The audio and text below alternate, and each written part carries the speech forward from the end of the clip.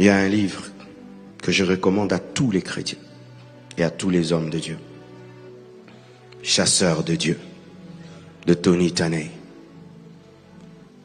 C'est parmi les livres qui ont bouleversé ma vie après la Bible. Dans ce livre, un homme de Dieu est invité dans une église prêchée. Et il arrive là, il s'assied. Le pasteur qui l'invite monte en chair, afin de l'inviter pour prendre la parole. Pendant qu'il invite en chair pour prendre la parole, tout d'un coup, un éclair tonne dans l'église. La chair se divise en deux. Le pasteur tombe par terre.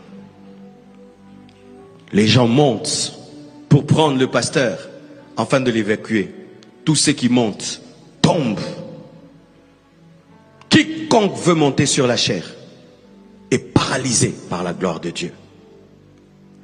Et Dieu dit au prédicateur, j'ai pris le contrôle de mon église.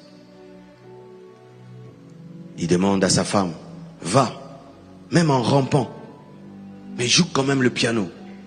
Sa femme monte, elle prend le piano et commence à jouer. Et on s'efforce de sortir le pasteur de l'estrade. On l'amène au bureau. Tous ceux qui sont allés avec le pasteur dans les bureaux, personne n'est rentré, tous sous la gloire de Dieu. Ils avaient un culte qui devait prendre fin. Personne ne sort de l'église. Sans prédication, sans rien. Les gens commencent à crier, demander pardon. Seigneur, pardonne mes péchés. Seigneur, pardonne mes péchés. Seigneur, pardonne. Les personnes les plus compliquées commencent à crier leurs péchés. Un réveil commence dans l'église. Les gens entendent leurs enfants. Les enfants ne viennent toujours pas. Ils se disent, je vais aller prendre mon enfant. Les gens arrivent au parking. Ils trouvent des gens paralysés par la gloire de Dieu. Les gens sont en train de pleurer. Eux-mêmes qui sont allés chercher leurs frères, paralysés par la puissance de Dieu.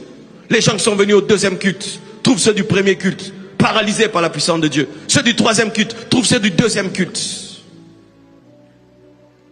Un réveil extraordinaire.